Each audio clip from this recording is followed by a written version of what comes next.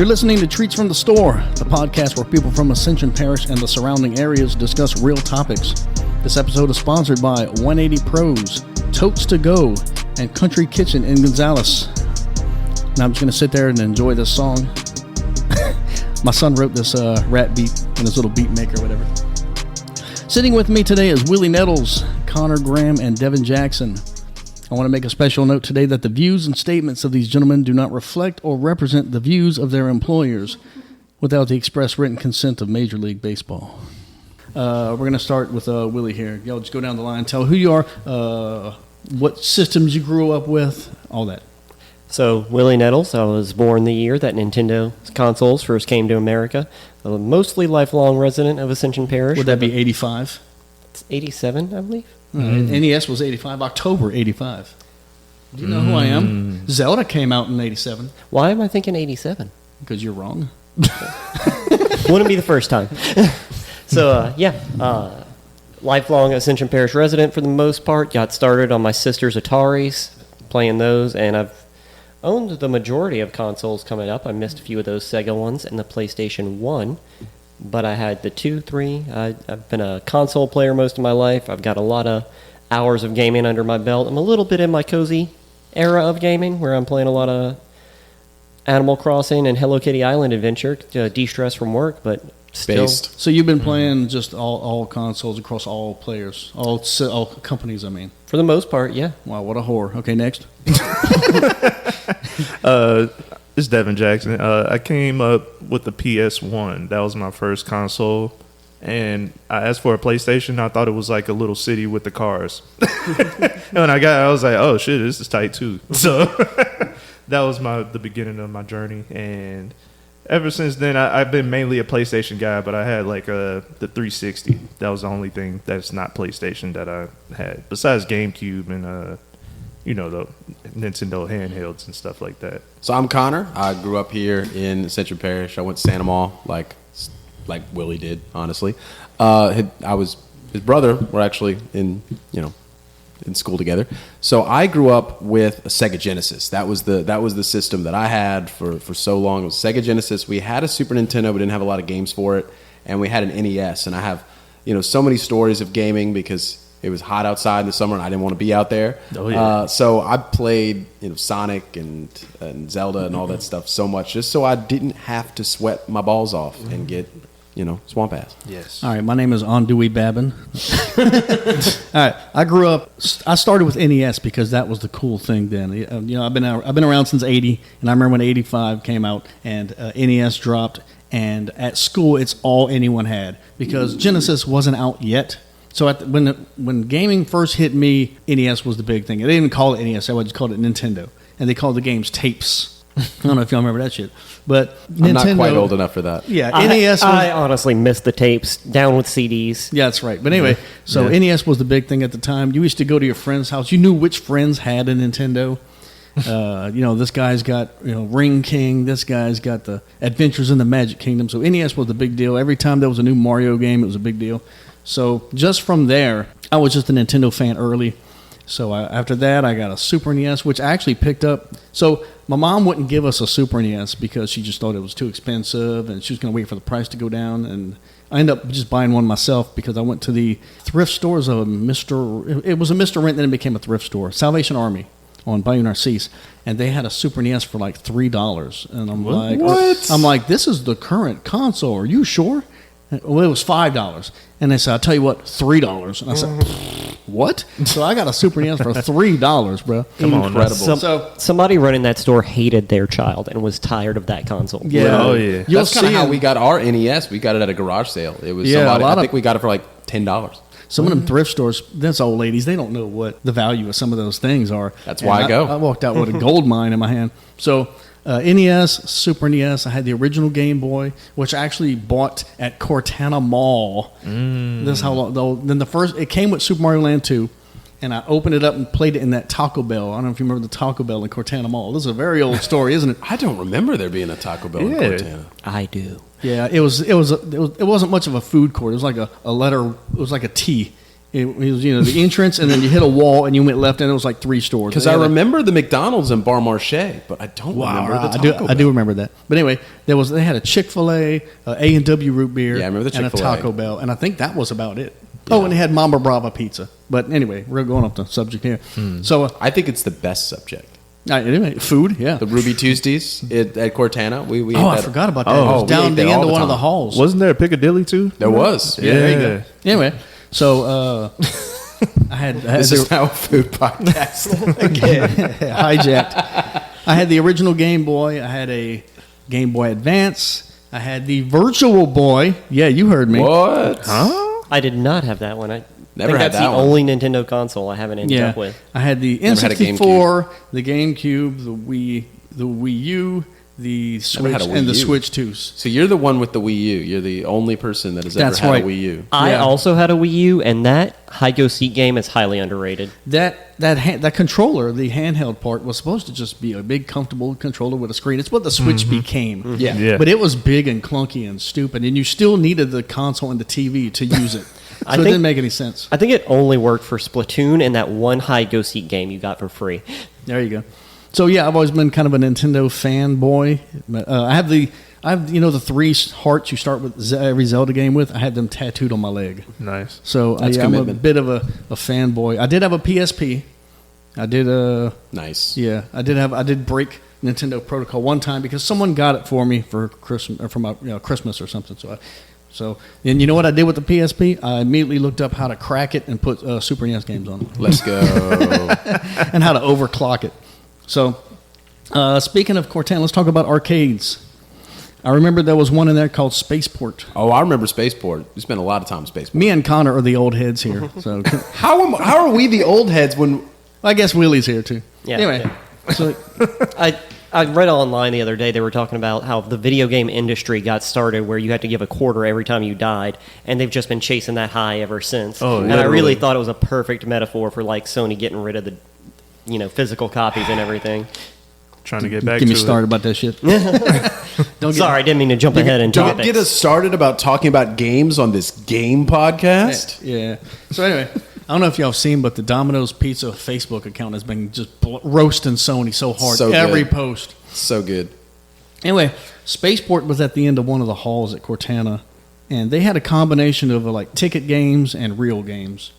And there was also one in Dutchtown, very short-lived, called Game Jam. You I remember don't that? remember that one. About a year ago, it was down where Griffin Grill is. You go to the end of the okay. thing, and it was run by some actual like enthusiast. He bought a bunch of pinball machines. I mean, old pinball machines that didn't even have the electronics. It was like the little folding numbers. Mm-hmm. And they had he made like multiple MAME emulators, cabinets, all kind of shit. They had a really good customer service because I wanted to play Bucky O'Hare. It's one of the few like side-scrolling old school games. It was from a comic book I think only I read and a cartoon I think only I watched. Yes, and only you watch. I remember a cartoon on Fox or something. You were the other person. Okay, there you go. apparently. There you go. But I went in there the first time and it wasn't working properly. And I told them, and like 2 weeks later, they Facebook messaged me. They were like, "Hey man, we got it up and running." I was able to play one of the few old school side scrollers I had not gotten around to yet. So That's I really cool. Loved Game Jam. Dang. I'm mad I missed it. The premise of the place was all the machines were set to free play, and you would just pay like $10 when you walked in, and you could stay all day and play all the games you want. It ended up dying, and I think it's because you go once or twice and you played everything. Yeah. So unless they keep changing it out, like that was my problem. I went for like 4 hours the first time I went, and then I'm like, okay, now what? Mm-hmm. And then you had those games, the street brawlers like Double Dragon. Mm-hmm. So the Simpsons had one, and there were a few other ones. So I remember playing those when I was a kid at like Celebration Station and all that. So I'm like, hell yeah! All I gotta do is press the start button 99 fucking times here, and just infinite credits. So I played all the way through the Simpsons, and I'm like, this is fucking boring. This is so repetitive. I like this as a kid. The Simpsons Brawler, if I remember correctly, is notorious for creating the like headcanon that the mom on The Simpsons, Marge, I don't know why I couldn't think of her name, had rabbit ears underneath her head. What? Because when you get electrocuted in that game, if you're playing as Marge, her skeleton has rabbit ears. Oh, And to hold the what? hair up. Yeah. Yeah. That I think she makes swung so much sense. I think she swung a Yeah. vacuum around in that game or something like that. I Yeah. love those old school, just walk back and forth and hit dudes. It's such like if you're having a stressful day, Gauntlet Legends and those old things where you could just hit as many dudes as you wanted. The Dynasty Warriors games are great for Oh, that. I love Dynasty Warriors. Yeah, Bruh. great stress relievers. I just started playing a new one, River City Girls 2. It's not new, but it's new to me. And it was Yeah. on sale. Man, that game is so good. Y'all are bro. going to make me want to go back, boot up my Genesis, and play some Maximum Carnage. Oh yeah. There's been a renaissance. I think they just re-released Maximum Carnage and all those old Marvel ones for extremely discounted price. I remember Maximum Carnage for Super NES came in a red cartridge Yeah. instead of gray. We had it for Genesis. It's So hardcore. whenever I was a young kid, I wanted to play Separation Anxiety, and for some reason the local stores just didn't have it, if I remember correctly. But Kool-Aid's catalog had it if you sent in like 1,500 Kool-Aid Oh, points. okay. What? Kool-Aid had a I remember, catalog. Yeah. Kool-Aid had points. The back of every Kool-Aid packet, you'd have like the Kool-Aid man and like a dotted line square around it, and it would say 1 point. But what I was getting around to was I saved up the 1,500 points finally by going to my great aunt's house, and it turned out they were storing them in case any of the grandkids wanted some. Sent them to Kool-Aid. It had taken me so long they had run out of the game that I wanted. So they sent me a different game. I think they sent me like Batman Returns on SNES. They sent me back all the coupons. They sent me back a Kool-Aid like pitcher set. It was the best customer service I've ever seen in my life. Let's and go. it made me play that otherwise terrible Batman game. There was a hologram arcade game I saw. I went to an arcade in Hammond back when I was in high school, and they had a game called Time Traveler. I went and looked it up. It's called Time Traveler. I think Sega made it, and it was just a circular top, and you could stand anywhere around it. There was controllers all around it, and wherever you stood, it was just a fighting game like Street Fighter, but it was two dudes fighting, and there was no background. It was just the two dudes loose, the graphics, and wherever you stood, it was a hologram, and that was the shit. Oh, that shit sounds tight, man. That would have blew my mind back then. Absolutely. The Ninja Turtles game at Chuck E. Cheese blew my mind back in the day. You don't remember Is that that? Secret of the Ooze? Yeah, man. You just, I had that for Genesis. man. Turtles in Time is the best Ninja Turtle side scroller, despite It's very well loved for Super NES. Like when people bring up the best Super NES games, Turtles 4, Turtles in Time always comes up, and I'm like, what? It's just a if you can get over that insta kill attack that Shredder has at the end, it's an amazing game. I couldn't. Yeah, He Just whooped my butt every time. immediately turns you into a baby turtle, which is the weirdest way to die in a video game. I want to talk about the absolute chokehold that Midway had over arcades around the year 2000. They have been around a long time, and they finally went out of business in like 2010. But they were the ones who like invented arcades, like Pac-Man and all that. They started all that shit, but they blew up big with like NBA Jam, Oh, yeah. Blitz. They were the Mortal Kombat games. That was all them. And He's on fire! Cruising USA. That was them. Oh, I yeah, played classic. that. I played that And- game so much. You know, with the Yeah. Midway games, you couldn't have the same experience in consoles on some cases No. because, like, Nintendo would not have Mortal Kombat with the blood, and it was a big thing during the console wars. They had to, like, Genesis did. They made sports games fun because it was like 3 buttons. Yeah. Turbo, jump, pass, and that's all you needed. Mm-hmm. So also Hydro Thunder. Y'all remember that one? Oh, yeah, Oh, I classic. loved Hydro Thunder, man. CC's Pizza. Let's go. Back of CC's Pizza. bro. Little Sicily's. Yeah. Sicily's was, man, come on now. When it that was comes to another s- level. You know about which one? Sicily's and Gonzalez? I'm talking about Sicily's and Gonzalez. They had a Oh. Street Fighter game. Yeah. I remember a long time ago. I lost a lot of quarters of that Street Fighter Yeah. game after like Little League baseball games. And the K&B, which is Office Depot now, they had a Street Fighter 2. I don't know if it was the original or what, but it was a Street Fighter 2 game, and I was just, my mom would go shopping, and I didn't have no money, so I would just sit there and watch the demos. You know what I mean? The cutscenes. And it starts out as, you know, there's a crowd, and then it's a white guy and a black guy, and one punches the other, and it scrolls up the building. And I remember being as a kid, it was just a white and a black guy, and then like the white guy punches the black guy out, and even as a kid, I'm like, hey, that's kind of fucked up. But then I'm also like, well, someone's got to win. I guess it'd be fucked up if the black guy punched the white guy too. So they couldn't make them the same or something. Moral of the story is don't There's a fight. fight. Social justice warrior at the age of 10. while It awakened something. While we're still on the topic of arcades, I was very fortunate. I got to go to Japan while my sister was stationed there a few years back, and one of the most shocking moments I'll ever remember in an arcade was that there was a floor that was dedicated just to the digital horse races, where a computer would run a horse race, and these old Japanese guys were betting on it. And I was like, I cannot think of a sport that is easier to rig than a fake horse race. I don't know if I would trust my money on it. But that is the most shocked I've ever been in an arcade. Japan has some weird ass arcades. Have you ever seen the one that's got like a giant ass and you wear like a glove and you got to finger it or some shit? What? No, That's no, a I thing. have not. Google it. That's a real I arcade. don't think I want that in my search history. You had to like finger an ass or some shit. That was a game. It's a game, so like you can it's win not or a game lose. to us. I mean, you lose when you find cancer. Oh, okay. Prostate Checker 64. Well, one of the coolest arcades I ever saw was they had for a short time at Epcot.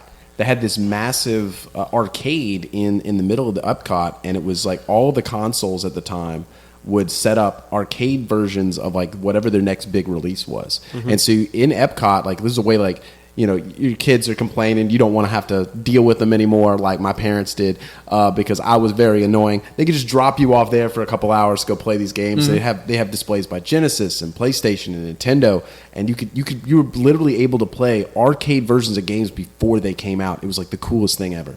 That was the only time I was able to play Knuckles Chaotix on 32X, because I weirdly love Knuckles way more than Sonic, and I was like, oh, he's got his own game. You but know the way. It took me a second to realize what you were doing. I forgot that was a do meme. you know the way? I know the way. Do you know the way? This is the way. So arcades used to always be like a generation ahead of the consoles. So like if 8-bit was going on right now, you'd go and the arcades look 16-bit or whatever. We were playing 16. We were playing Super NES at the house. They had some badass, fine ass racing games in the arcade.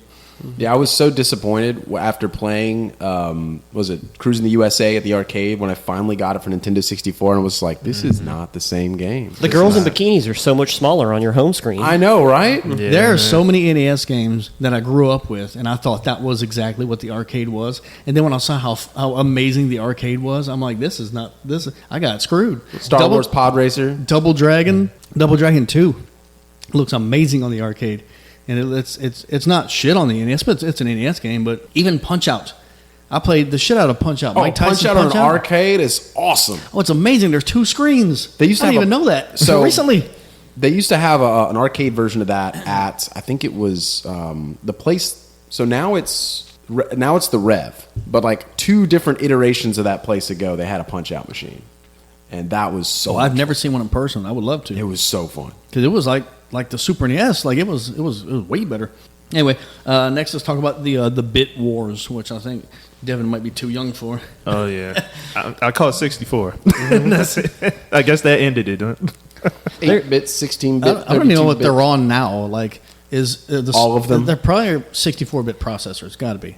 I don't think we even measure the console wars by like bits anymore. We do don't. But all right, so you know the we NES. measure them based off of how big the download How many- is at when you first get to play the game, how long you have to wait to download it's the like, update. It's like teraflops and triangles, and it's different things now. But yeah. it used to be like if you had an 8-bit machine, then Genesis was 16. They're like, this is twice as good.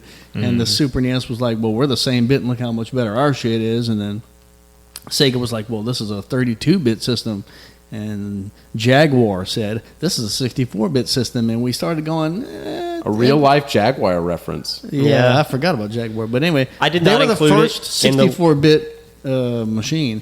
And everybody's like, it kind of sucks, though. I'm going to Jaguar keep on was playing real Super bad. Metroid. Thanks, though. I just want to give a reminder to everyone in the gaming industry. It does not matter how good your fidelity on your graphics is if your games are crap. It's true. Yes. it's true. It starts with gameplay, y'all. Software sells hardware, they say. Well, You it's- know why people are buying a Switch, too? Because there's a Ocarina of Time remake coming out. Literally. Yeah. They want to be able to play Final Fantasy on there. That's You know the why. 4-color 8-bit Game Boys outsold the Game Gear like 100 to 1? There's a literal antidote where Because the the games were fun and it didn't blast Also, through also- 6 D batteries in 2 hours. That was about to say, was that the battery life on the Game Gear was awful. Yeah. the guy from Nintendo saw the Game Gear. Gunpei Yokoi, I think his name is. Yeah, and he was What like, a cool name. he was That is like, cool, hey man. man, this color isn't working for them. Like, as long as they're in color, this is not going to succeed. And he saw the color as a weakness for those little Game Gears, and he turned out to be right. That's right. He saw color as a weakness. That's right, You Kevin. know, he would fit Wow, right what a- into today's climate. You know, Wow, racist. Yes? So, okay. So, speaking of changing colors and gaming, they changed the way the NES looked and how they marketed it when they brought it to the NES, because in Japan it was treated as a toy. So it was stocked in the toy section of all the Walmart and whatever. And when they brought it to the US, they decided to change it and make it an electronics thing for your house. So that's why it got changed to the more professional. The Famicom is red and pink and whatever the fuck. Anyway, and then when they brought it over to the NES, they changed it to that square, sleek, just gray and dark gray and black, and they put it in the electronics section, and it was a good move. Which I think is funny, because at the time, electronics were like wood paneled. Like, you ever see like a VCR or from that era, or a Betamax? Like, they're wood paneled. Did your mama have the stereo system with the glass doors? Yes. Oh yeah. Oh, that soothing sound when it clicked. Woo! I got one. I had to go back to those days, man. Ours, we had ours all the way up until the 2016 flood. There's your Ascension Parish reference right there. There you go. Now we're at Ascension Parish podcast. There it is. There's a great book about the console wars, and it's by, I forgot, but it focuses on the guy who was Sega's marketing head at the time and was in charge of Sega of America, and it's fascinating. That dude lived a fascinating life because he worked for Mattel before he moved to Sega, and there's a great anecdote about how he accidentally found the bootleg Hot Wheels factory and had to run for his life to get out of there. I really recommend Hot Wheels Ninjas. Sega was wild because I'm just saying, make this game. It will sell. Hot Wheels Ninjas. We just came up with it on this podcast. That's your new ROM hack quest right here. Sega was wild because they didn't give a shit with their marketing. They just went all out. Nintendo would take the high road and try to stay professional, and Sega was like, Nintendo sucks, and Genesis does what Nintendo don't. They just came out swinging. But were they wrong? There was blood on Mortal Kombat and Sega Genesis. Fair, but they didn't have Zelda and Metroid, so I didn't give a shit about Classics. the blood. Sorry. Classic we had Sega. Sonic. Classic Sega was also wild because they had Yakuza ties. They were tied to the Japanese mafia. As one does. That's pretty cool. There's a famous anecdote. That's a selling point. I think I'll go to Sega on this one. I used to love Sonic too. Sonic was like my guy as a kid. Dude, Sonic and Knuckles with the console. I mean, the little where you could flip the top open and then play any other Sonic game with Knuckles in it. That was the coolest thing I remember ever. that. I'll give them credit for that one. It was the coolest retro gaming, anything that has ever happened in gaming ever up until The Super NES 1999. versus Genesis war was the biggest console infighting thing I've ever seen, or has ever seen since. Kids were fighting each other, not physically fighting, but Yes, we were. Yeah, but it was a big old deal. My Genesis has this, Nintendo has this, and they were both good, whatever. But Nintendo released a pamphlet one time. I picked it up at a Walmart, and it said Sega has this many colors, Super NES has this many colors. Our sound processor, 16-bit. Genesis is only 8-bit, and whatever. And it was all the stats. And as a young guy on Team Nintendo, I was like, oh yeah, I'm gonna use this information. And I remember Genesis can only put 64 colors on the screen at one time, while the Super NES could put 512. So you had richer looking games like Donkey Kong Country or whatever. But I remember the total palette of games for the Genesis was only, I think, 512 colors, while the Super NES was 32,768, which, by the way, is 2 to the 15th power, and it's my favorite number. If you go back to the meme page and go ahead and search this page for 32,768, about 10 posts come up. Damn.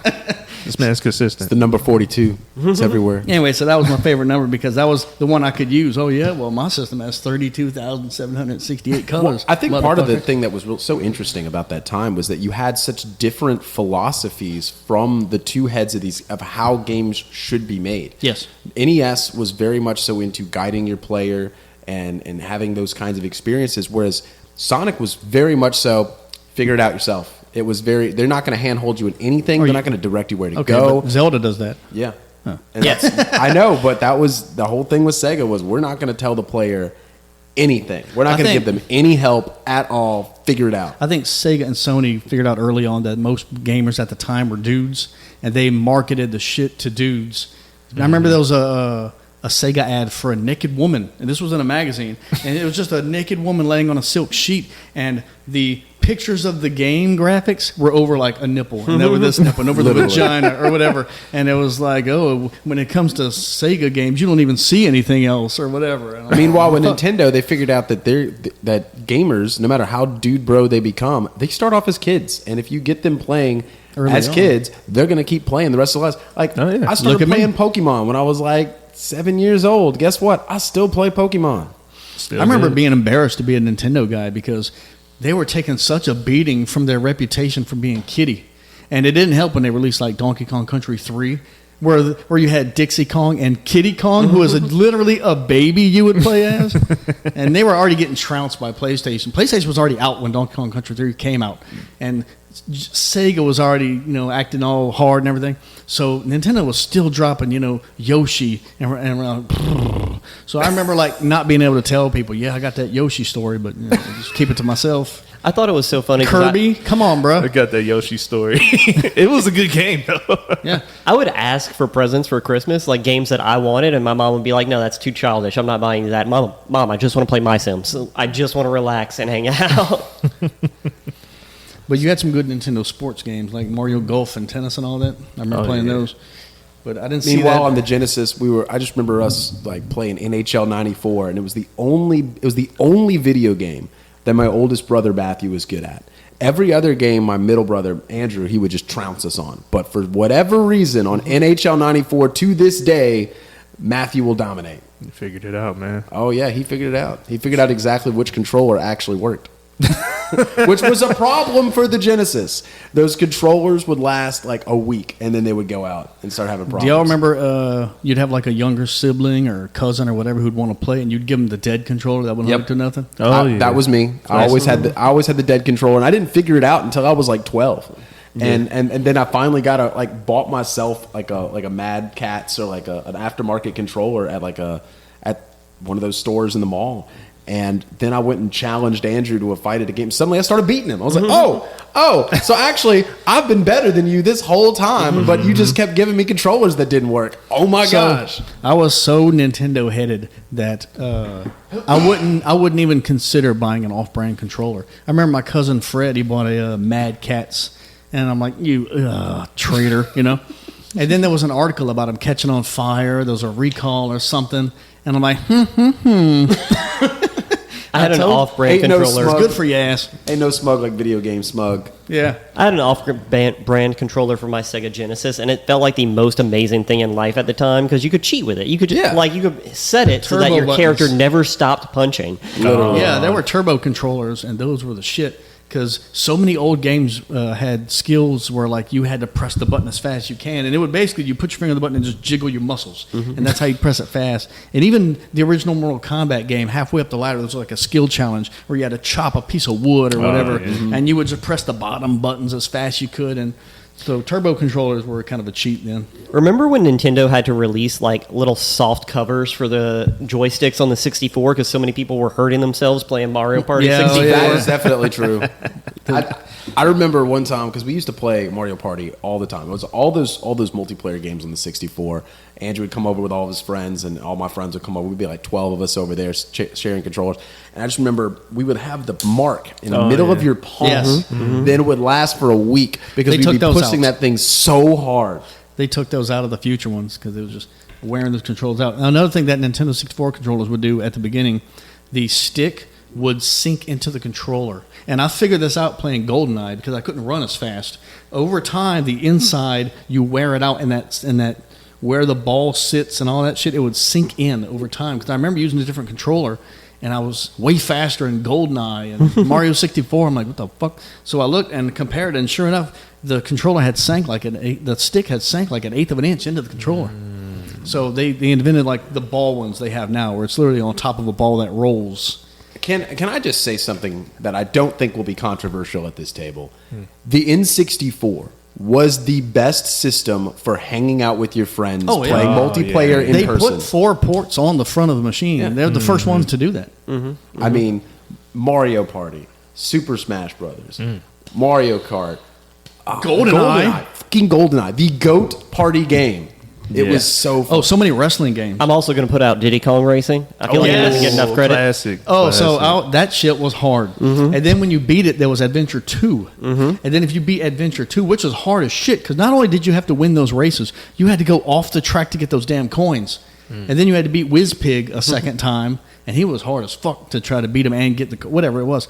And then if you did all that shit, you got to play as Time Trial the Clock. I think his name was TT. Time trial. TT, you not only had to do all that shit, you had to go beat the best times of the ghost races. Yes, that- after you had done all that. I've never got TT, except one time I plugged my cartridge in wrong, and for some reason it unlocked everything, and it only did it once. Let's go. So the N64, there was no lock to stop you from pulling the cartridge out. You couldn't do it on a Super S because when you put that power button forward, it would lock it. But a Nintendo 64 game, you could pop out.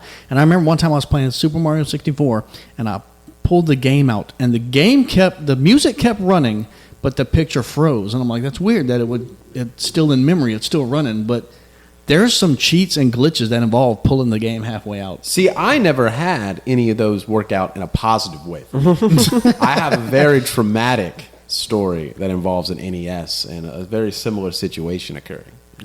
So I was very young at this point. Back in the day, I had a cousin that was come down from Baton Rouge, and they would stay for us for about a week every summer.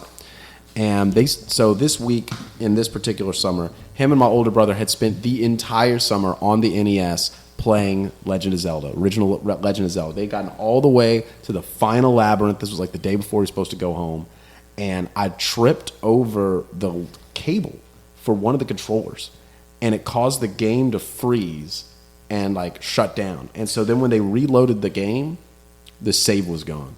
And they have never forgiven me to this day. I was like 4. So the original NES Zelda was famous for being real finicky about the saves and the battery. In fact, it told you when you quit, hold the reset button and then press the power button. It's literally on the game over screen. Yeah. And in the book, like it would say, make sure you hold the reset button, press the power, and let them both go at the same time. That way you didn't lose it. It would write correctly or whatever. But yeah, so because they, like I said, they've been playing all week. They were on the final labyrinth. Because I tripped over the cable trying to walk across the room, it destroyed their save and eliminated it completely. It was all gone. All of that work, they've never forgiven me. Meanwhile, every Legend of Zelda had a battery in it. That was the first game to have a battery to save games instead of a password system. So those all came out in 87, and it's been declared because of how batteries work that every single Nintendo Legend of Zelda game out there has a dead battery in it.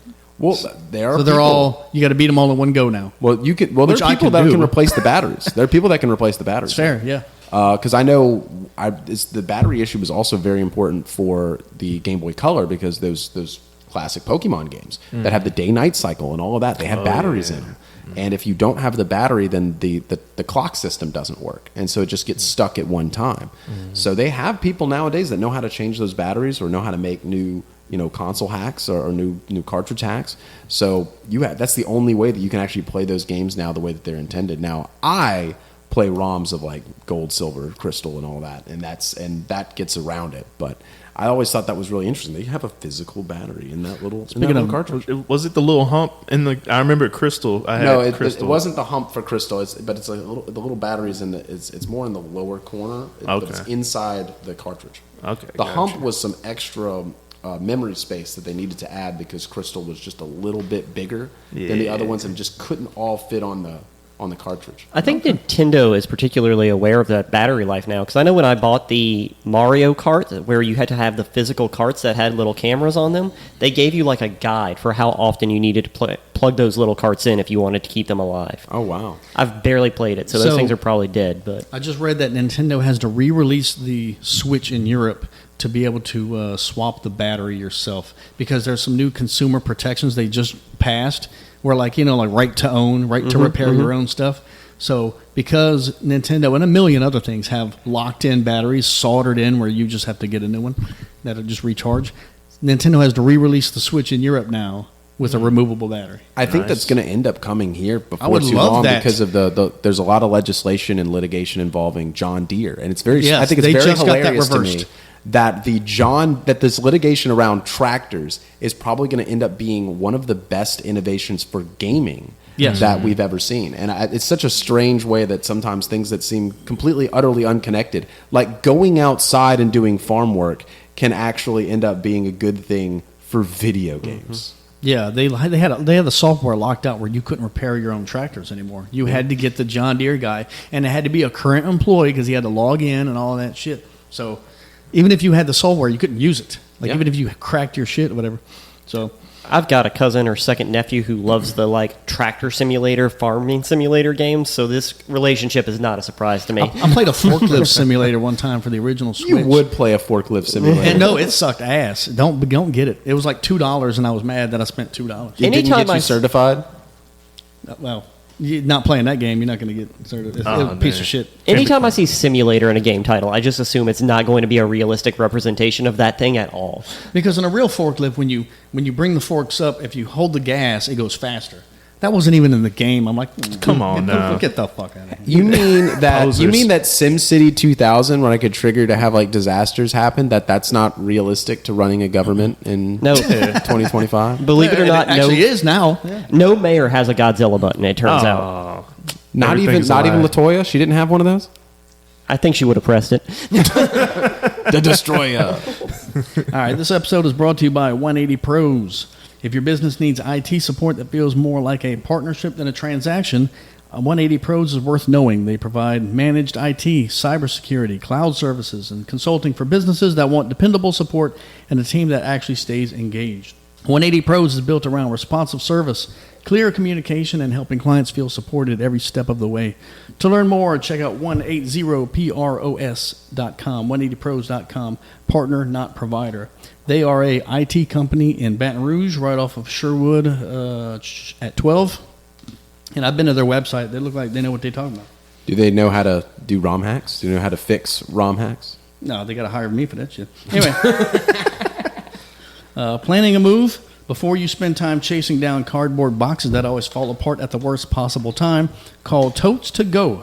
We're locally owned right here in Ascension Parish and are here to make moving a whole lot easier. We deliver clean, commercial-grade moving totes right to your door. The totes are stackable, weather-resistant, which comes in pretty handy with this humidity, and are much sturdier than cardboard boxes. Also, when you're done unpacking, there's no mountain of boxes to break down. We come pick up the totes for free. Our rental packages start at just $99 for 2 weeks, making them affordable, convenient, and an eco-friendly way to move your home or office. So skip the cardboard chaos and let Totes to Go do the heavy lifting, well, at least the tote part. Message Totes to Go on their Facebook page or visit totestogo.com to reserve your moving totes or ask questions. From Amanda and Tyler at Totes to Go, that's Go spelled Geaux, moving made easy in Ascension Parish, Baton Rouge, and Livingston. I'm going to go off script here. That is actually a really good idea. And when I first saw that post they made, I shared it for free. I was like, that is a damn good idea. Because so many people always post, who's got boxes. And I've worked in a lot of warehouses where people just drive up, hey, y'all got some boxes? And when I worked at Rouse's, hey, y'all got any boxes? All the time. Because when people move, they need boxes. It's Totes clever. So they've got these little plastic totes, and they stack good. They don't fall apart. And I'm like, and it was cheap. It was like you heard, it's $100 for 2 weeks, and they come get them. Fucking hey, that's easy. Not that I was reading over your shoulder, but I love that they explain in the writing that you have to spell it the Cajun way. That's right. It's Totes to Go. That wasn't just him riffing. It is in the write-up. A good idea. And I've been looking at their Facebook page, and apparently they're kicking some ass right now. Like a few weeks ago, they had them all rented. So I mean, I just know that if I'm shopping local businesses and they spell Go, G-O, these aren't people that I would do business with. It's outsiders. I like when a car lot in Gonzales Carpetbaggers. Yeah. I like when a car lot in Gonzales says Gonzales, right here in Gonzales. Like, Or Gonzales. yeah. Like, they're not from here. No. Gonzales. Someone, One more, and this is a personal favorite of mine. Okay. you have a personal favorite ad reads? That's right. Well, the company. Country Kitchen in Gonzales. Oh, yeah. Let's go. That's yeah. Is that where we're going after this podcast? Yeah, not on a Sunday, I don't think, yeah. No, they're open on Sundays now. Wait, they are. Okay, anyway. Country Kitchen in Gonzales has been serving up your favorite home-cooked dishes for over 40 years. Family owned and operated, located at 615 East Ascension Street in the heart of Gonzales. For those of you who don't speak addresses, that's by the railroad track, by Horn of Plenty and all that over there. They offer the best customer service and the best prices in town at $14.61 per adult. That's 16 with tax. And much lower kids' prices for the all-you-can-eat buffet. You'll find favorites like savory gumbo, crispy fried and juicy baked chicken, fried and baked fish, meatloaf, barbecue ribs, cornbread dressing, mac and cheese, turnip greens, fried chicken livers, a large salad bar selection, and a dessert bar, including their famous apple crunch, which, if you're like me, you like to go top it with the ice cream. I like the chicken and dumplings personally. I've not had it, but I believe you. They make some kind of taco crunch that's real good, too. Ooh, yeah. A taco. And lasagna, all kind of shit. Anyway, so come hungry, leave happy, and maybe loosen your belt one notch. Your taste buds will thank you. They're open Sunday to Friday from 10:30 to 2, and Friday nights from 5 to 8. I will say that sometimes on those Friday nights they do trivia night. I didn't know that. What? I didn't know Country Kitchen had night hours at all. This is a mind blower. That's only to me. on Friday, and they've got a You TV. mean you're They not got a- supposed to eat at Country Kitchen at other times besides 10 a.m.? So anyway, yeah, they're moving on up over there. Follow them on Facebook and get the daily menus off their website at countrykitchengonzales.com. I'm glad we're endorsing this product because honestly, I've spent a lot of like birthday lunches over there with my family. I love that place. Oh, they love me in there. I love Country Kitchen is one of those places I never planned to go, but when somebody suggests it, I get so excited. Exactly. Yeah. They'll have about 20 things out, and you might not like everything, but they got at least 5. Yeah. There's They got gonna enough be to fill your something you plate. like. Yeah. And you got to just pile all that shit on your plate the way God intended. Just a big, disgusting mess. You're going to eat more than you should. That's Right. a guarantee. Do y'all remember gaming magazines? I know that's not a thing anymore. Oh yeah, dude. I had a subscription to Inquest Gamer magazine. I didn't hear that. I had that's- Nintendo Power. Oh, Of course Nintendo I did. Power. Nintendo Power had me obsessed with Pokemon before Pokemon came out because they actually put an inset, smaller magazine in the back of the Nintendo Yes. Power magazine. Every January they had a bonus issue of whatever of one random thing, but every month had a poster you could cut out. My wall was covered with all them damn posters. But For Pokemon in particular, it was like 6 months. They gave you a guide to the entire game before the Wow. game even came out, if I remember correctly. So I knew the game backwards and forwards. look, you remember before it Player's dropped. Guides? Oh, It was yeah. a whole magazine for one game. So this is for the young people out there. We used to not be able to look up game FAQs and like guides online. You couldn't watch a YouTube video, so I would have to have my mom drive me to Walmart so I could look at the player's guide to figure out how to get out of Gerudo Desert in Yes. N64. I was stuck before, and I remember going to Walmart and pulling out the book, being like, "Oh, I didn't even think of that shit," and then going back home. I would was never like- buy them, but There were so many games that I never finished because I was not going to get the guide. My parents were definitely not going to drive me to Walmart to look at the guide. I was just like, well, I guess I'm just not going to win this guess game. I'm screwed. Yeah. The secret was not to tell my mom that's what I wanted to go to Walmart for. Yeah. Did y'all ever have the little cheat code booklet? That Yes. They had them at book fairs and stuff. Yep. Like, it was just full of cheat I did codes. have one of them. Yeah. Yeah, man. There was a magazine that was just how to cheat. Yeah. I can't tips Yeah. and tricks. Yep. Was Oh, that tips it? and tricks. Yeah. That's right. So the first half was new games, and then the back was literally it was almost the same every month, just every game's cheat codes. They I had used some- that to get better at Mortal Kombat. That was the main thing because I wanted to so bad to beat my brother at Mortal Kombat. Once again, not realizing that I had a broken controller. The best thing they ever did was put cheats directly into the games, like in just the options, or like you had to unlock them.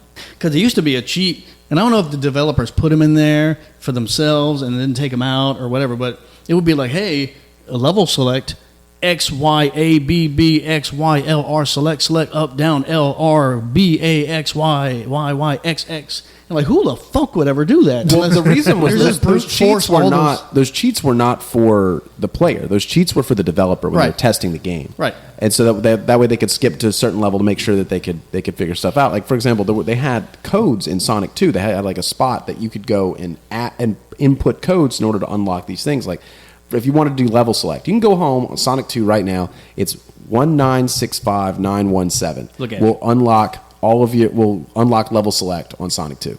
It also had the debug mode, which Yeah. was the first time I ever Oh, saw a yeah. debug Yeah, mode. that was Sound so fun. tests. You could turn into any item from the game Yep. and leave it behind you, and that was fascinating. So the question is, with these impossible ass cheats, did the companies release them themselves, or did people go back and like decompilers and like go backwards and figure out? You know what I mean? How do you? have no Because idea. you can't stumble across. You can stumble across up, down, whatever.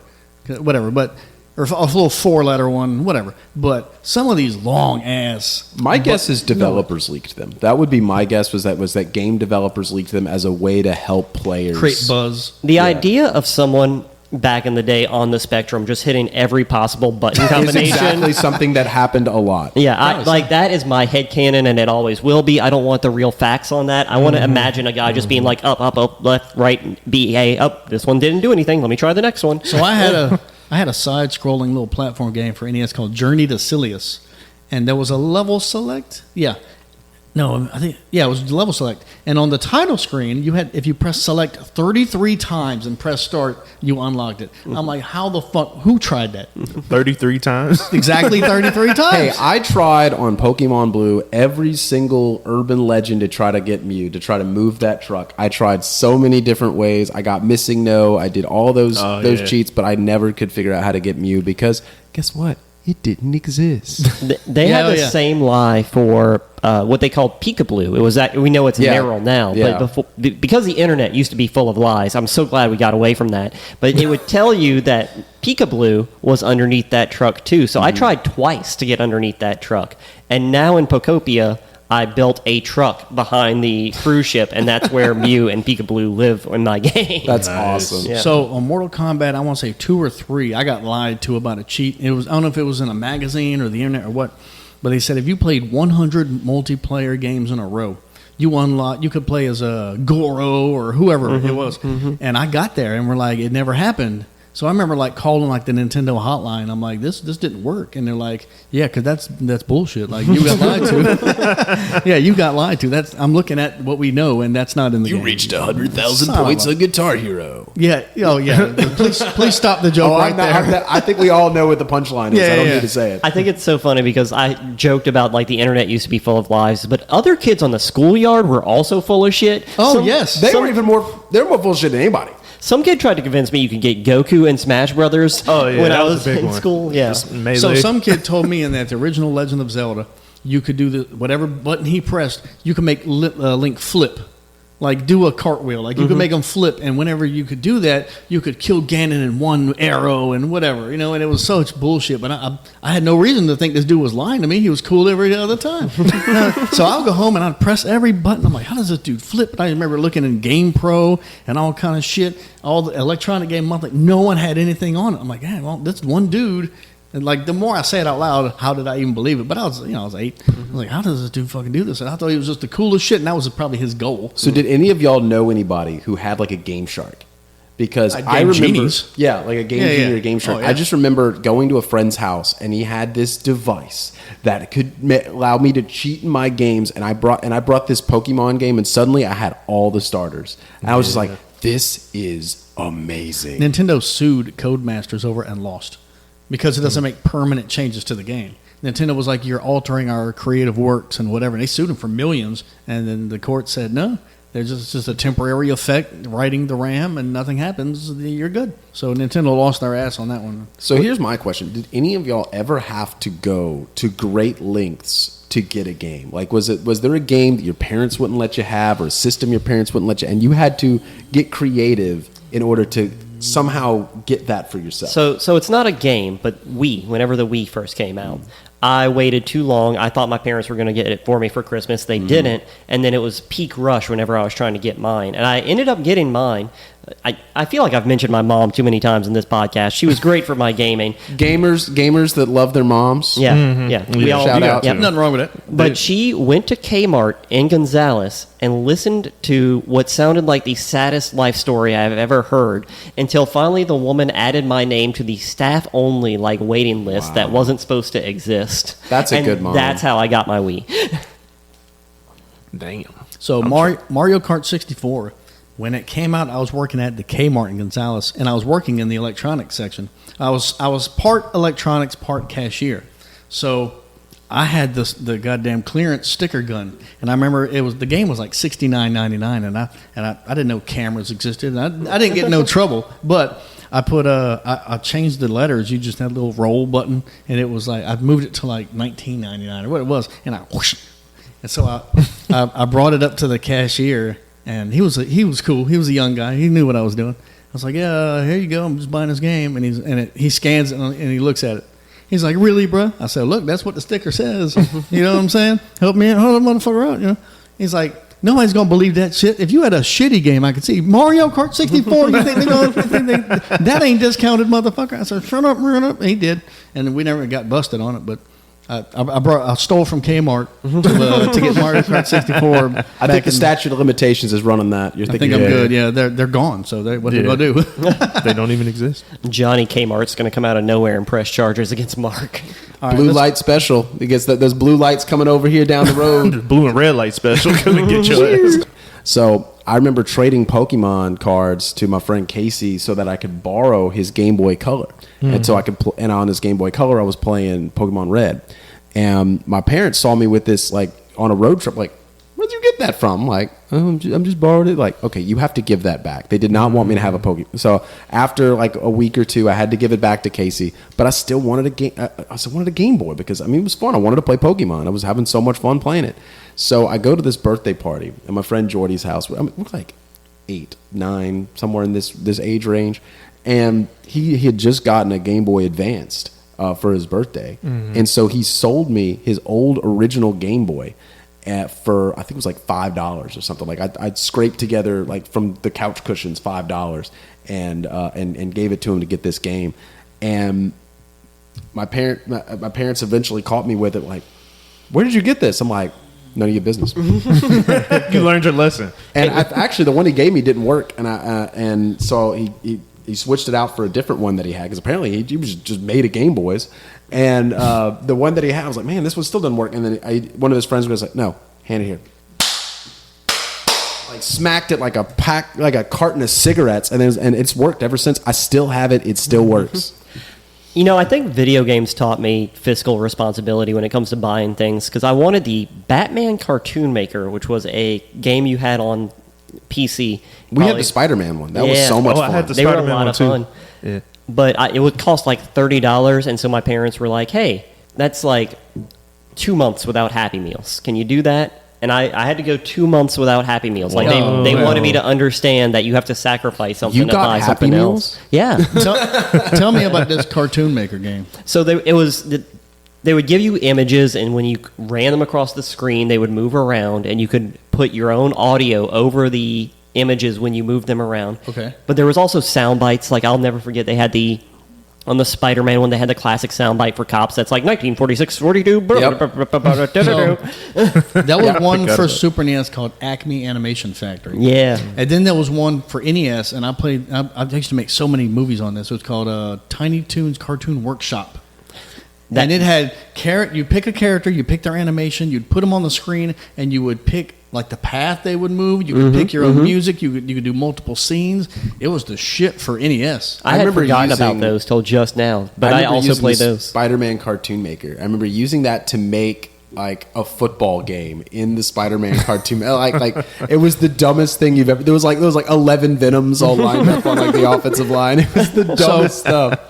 So I was a kid with all the imagination and ideas in the world. I had such limited tools, and I had fun with it. Now I've got infinite resources to make cartoons and whatever I want to do, and I just don't have the time or the imagination. That's how it goes. That's the nature of aging to an adult. I was trying to explain this to a 13-year-old the other day. He was like, man, I have all these games I want to play, but I don't have the money. I was like, hey, I have all the money and none of the time to play them. Yeah, exactly. It's unfortunate how It's a that works curse out. and a blessing. I don't want to get all boomer on everybody, but I think we can all agree that games are easier than they used to be. Oh, With a few exceptions. They're more forgiving, for Yes. sure. Because back in the day, if you only had so many lives, and even if you had a save and whatever, it didn't matter. You ran out of lives, it was over. You had to start over. There's a Wikipedia page called Nintendo Hard. That's where games are so stupid and hard. Yeah. Like, Have any of us ever beaten that Toy Story game? Or have any So of us look. ever beaten the Little Mermaid game? the idea No. was that Battletoads. the idea Yeah. that was that games were so short, they had to make them hard as fuck, so you don't Right. beat them right away. And now Also, they were engineered around you putting quarters in. that's true. But some of those NES games are deceptively hard. DuckTales, Oh, Chip yeah. and Dale. I never these beat little Chip and Dale. kitty ass games, and they're kicking my ass because they were all hard. Contra, Did y'all- Battletoads were insane. Did y'all play Ghosts and Goblins or? Yeah, I know, but I watched the angry video game nerd play it. Bruh, that game used to make me so mad. Like, they just don't want me to win. Like, I think the perfect like comparison to that to show like how the modern thought process is on games is like look at Ghost of Tsushima. Like you play Ghost of Tsushima and you jump off a cliff and you don't make the jump and your character dies. They just immediately respawn you back where you made that jump. Yes. Oh yeah. You're not punished. You're just rewarded for trying new stuff, and that's honestly I find that more fun. Yeah. But like from the challenge aspect, like you try to make a jump in Mario and you don't make it, you just lose, and then you have to start over again. I am on the side of I love games being easier. Same. If I'm Same. going to dedicate my precious time to a game, I don't want to get my ass kicked. That's why I stopped playing Marvel Rivals. So here's the thing. That's why I stopped playing games on hard mode. That's why I don't play Elden Ring. You know, I play games. Sometimes I'll play games on easy mode. Sometimes I use mods on Baldur's Gate 3 to make it easy and do goofy stuff because I'm just there to relax and have fun. Life is hard enough. I watched a YouTube about this. The developers have spent so many millions of dollars on this content, these worlds they built, these weapons. They don't want you to play one level and quit and never have to experience the shit they made. So I think it was one of the Super Mario Brothers U games or the new Super Mario Brothers games, one of the newer ones. And I'm used to the old games where you had game over, fuck you go back to the save. Well, I died, or one of my kids played, they died, or whatever. And I don't know, Nintendo, they had like a character come up and he's like, "Would you like us to beat the level for you?" I said, "What the fuck is this?" Oh no! I like to do the controller. I said, And if I remember correctly, let me catch one of my kids using that shit. It's Luigi who beats the level for you, if I remember correctly, which is just embarrassing. Yeah, Donkey Kong 64, just dragging his Italian nuts across your face. Mamma mia, this player sucks. Yeah, they like, "Hey, would you like for us to follow you through the level and help you?" I'm like, "Oh, get the fuck out of here!" Yeah. It's like Clippy. It's like Clippy in games. Did anyone ever beat Contra? No. Y'all know the code, right? Yeah. I know it, but I never used it as a child. I used it once because I couldn't beat the game. So the game is so impossibly hard. Now, if you memorize it and play it enough, you can beat it. But I played it with the 30 lives code, and I got all the way to the final boss, and I died on the final boss, and then I never tried again.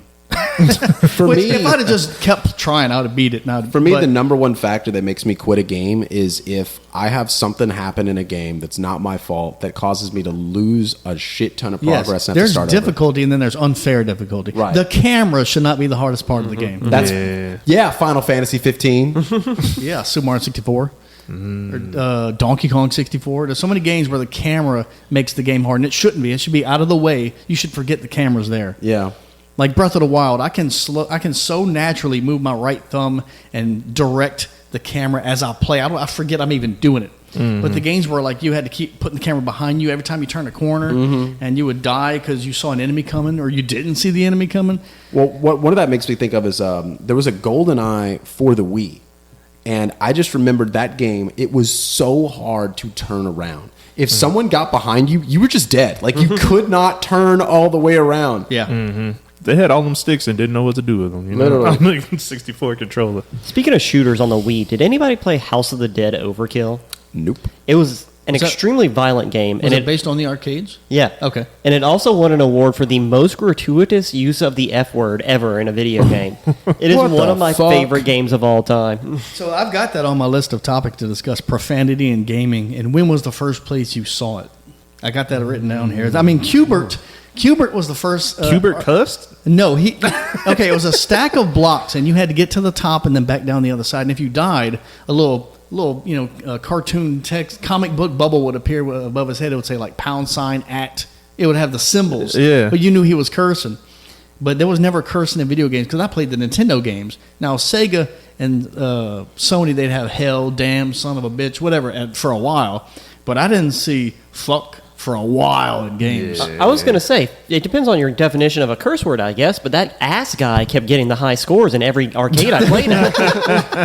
God damn it. This guy got to be stopped. Some of them stop you from doing that. I think it was Cruising USA. I was going to put my name in, and there's this background music, and the guy's like, "Put your name in," or whatever, and he goes, "Nothing nasty now." That just makes me want to be nastier. Right. So you couldn't put ass or cum or nothing like that. I feel bad for Andy Schwarzenbacher. That's right.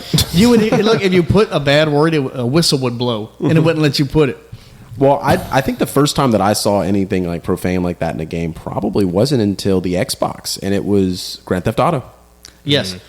You know, I know Conker's Bad Fur Day on N64 is notorious for being obscene, and it really upset me. didn't have it. But they bleeped the fuck. Yeah. There was a lot of dirty jokes about shit and titties and everything else in there, and cum and whatever else. And they had a giant Duke Nukem. boss made of shit.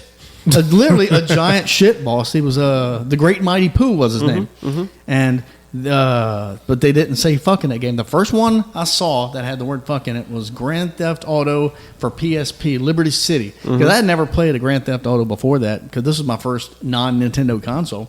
And it's just a cutscene where it's like this mob boss talking to his henchman. He's like, why do I have so many morons on my team? And the guy goes, I don't know, birds of a feather? And he goes, oh, you're a fucking comedian. I was like, whoa, you can't say that in video games. I want to go back to Conker's Bad Fur Day and why it upset me, so I don't sound like a pussy who just hates curse words. But they had planned another game before that where you had like a velociraptor that would grow differently depending on how you fed it. And it was in Nintendo Power Magazine, so I knew it was coming out, and I kept waiting on it. And then Conker's Bad Fur Day came out, and it was a completely different game. They had changed it mid-production cycle. They did. So I was like, what the fuck is this bullshit? I don't want to hear just fuck all the time. I want a cool velociraptor. I was promised a raptor. Yeah. and I They need a put raptor. warnings all over that box. As they should have. Yeah. Oh yeah. Meanwhile, I felt catfished by what was it? They had the Jurassic Park game, and if you, depending on what console you had, the game was completely different. Like not even remotely the same game, just the same name and the same badge. And I like in one of the games, like I just remember seeing a preview where you could like ride a velociraptor. I was like, that's the coolest thing ever. But I did not have that version. I was like, I played through the whole game. I'm like, when do I ride the raptor? It might not even exist. It doesn't. When they put Yoshi in Super Mario World, Miyamoto said we wanted to put him in Super Mario Bros. 3, but we didn't have the technology. The NES wasn't capable. And then ROM hackers put Yoshi in NES games and said, bullshit. We can. Yes, you can. But they didn't know how to do that back then. So we're already over the hour, but before we leave, I want to cover RPGs because there's a lot to that. See, that was my problem is that I played the Genesis. There are not a lot of RPGs on the Genesis. Like coming from an N64 user. Fantasy I feel your Star. pain. Fantasy Star Online, wasn't that Genesis? I think that's the only one on the whole console, and we that didn't was have on it. Genesis. Super NES had a shitload of them. Oh man, And they like- were all masterpieces. Oh, yeah, literally Oh, yeah. every Final Fantasy, a Chrono Trigger. You had all the great. Like I didn't play like literally the only RPGs I played when I was a kid were like Pokemon and Golden Sun and stuff for the Game Boy because we didn't have a PlayStation. We couldn't play them. The first one I ever played was Ultima Exodus for the NES, and it was a really bad game, but it was good then. So for like when I got an Xbox and I got my hands on KOTOR, that just blew my mind. Really, and the first time these companies started coming up with the truly customizable RPGs like Fallout, the Elder Scrolls, that was a new era of gaming for me because I was like, I don't know if I ever want to be just a dude who isn't me ever again. Right, Yeah. right. It's so much more fun when I can put my face on this character and live out my life the way I want to in the game. I just thought about this. Y'all think the Yakuza just don't fuck with RPGs? They're No, just- they have an entire series called Yakuza. Oh, yeah, that's true. They And would it's only, owned by Sega. Like they're still doing it, and those games are awesome. they would only allow themselves as RPGs. That's the thing, I think. Exactly. The Yakuza was like, no, we are the only RPGs you have. they should have made it earlier, man. Should have. I have Song of Life. It's so fun. It's so dumb. I love it so much. I've been wanting to play one. I haven't gotten around to it. I yet. recommend it, man. If you like RPGs at all, if you like goofy mini games, if you want something that's fun and doesn't take itself too seriously, they're a lot. My daughter plays Persona 5, and it's a mainly talking RPG, but it's like anime teenagers walking through a mall fighting people, and it's weird, but she loves that shit. And it's the same concept, it's just different. I was obsessed with JRPGs as a kid, just the standard ones, because the idea of the more you play, the stronger your guy gets, and like you build up over time a good team. That fascinated me, and I played a lot of Chrono Trigger. But the thing is, I didn't like medieval shit. I didn't like dragons and swords and shields and all that crap. So when games like Earthbound came out, where you were just a regular ass boy walking around a city, but it was still an RPG, that was my shit. And I'm gonna get shit for this, but Super Mario RPG, that was a good one. That was the Paper best Mario. RPG I think. I thought people liked Super Mario RPG. Yeah. I thought that one's glowed up. That's one of the best RPGs of all time. That was the only time Nintendo has announced a remake that I was immediately like purchasing. Square made that one. So it's better than Paper Mario? Oh, I Paper Mario makes me sad. What? Because it's not Yeah. Mario I love RPG. the second one. The second Paper The Mario. 1,000-Year Door? Yeah. Yeah, That shit's everybody tight. calls that the best one. They recently put out one called the Origami King for the Switch, and it was so stupid. It was so exhausting to play the whole thing. The fighting mechanic was like you're standing in a circle and you had to move rings and try to make lines out of like it was all white and you had some black spots and you had to hurry up and turn the dials to make the lines line up. It was so stupid, and I just remember I couldn't wait to finish it. We we got to rent. I think it was like from Blockbuster or something. I rented. I think it was Final Fantasy IV for the Super Nintendo.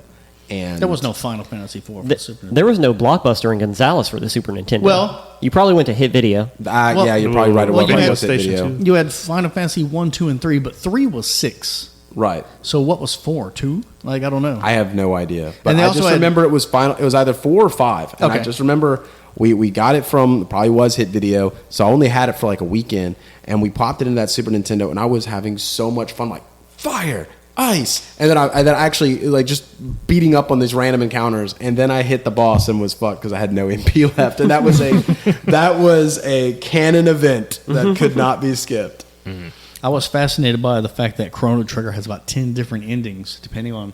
It's linear, but you can change a lot of I shit. could never figure out how to get out of the fair. Like there's like at the very beginning of the game, like I knew I needed to trigger something, but I could not figure out what it was. You got to go do some shit, and then you go back to the top where they got the teleporter machine, and you talk to the girl, and she's like, "Go ahead and hop on the other side," and you're like, "All right," and then it fucks up and sends you somewhere. It's also funny because there's an ending you can get if you beat the final boss at the fair at the beginning of the game. That's hilarious. I can't even beat the goddamn final boss going through the game normally. If it wasn't Because for he ROMs, regenerates his goddamn little parts as you're trying to beat him, and he heals himself, and so you got to do it in a certain way to beat him. So if you can beat that on level 2, Yeah, you got to be able to Yeah. regenerate your little parts if you're gonna get hit on these gamers' moms. You know, I don't regenerate the little parts the same way I did when I was young. that's right. You know, things change, little parts change. Over Whoever time. has my voodoo doll, regenerate the prostate. Before some Japanese gamer gets his finger in there. All right. All right. We call that callback humor. All right. I think we'll end it there. That's it for this episode of Treats from the Store, sponsored by 180 Pros, Country Kitchen, and Totes to Go. I want to thank my guests, Willie Nettles, Connor Graham, and Deven Jackson. And as always, Dutchtown needs a Taco Bell. Thank you for listening.